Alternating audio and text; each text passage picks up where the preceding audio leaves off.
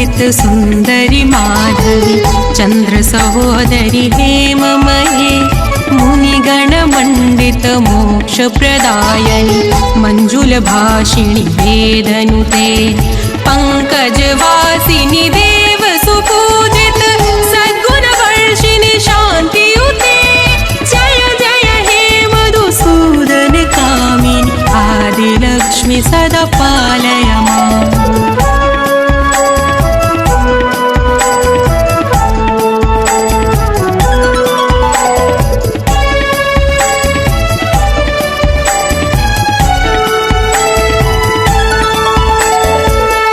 कलिकल्मषनाशिनि कामिनि वैदिकरूपिणि वेदमये क्षीरसमोद्भव मङ्गलरूपिणि मन्त्रनिवासिनि मन्त्रनुते मङ्गलदायिनि अम्बुजवासिनि देवगणाश्रित पादयुते जय जय हे मधुसूदन कामिनि धान्यलक्ष्मि सदा पालय माम्।